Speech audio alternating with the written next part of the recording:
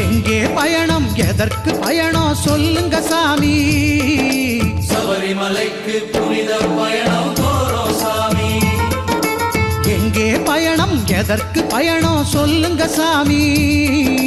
சபரிமலைக்கு புனித பயணம் போறோம் சாமி யாரை காண சொல்லுங்க சாமி ஹரிஹர புத்திரன்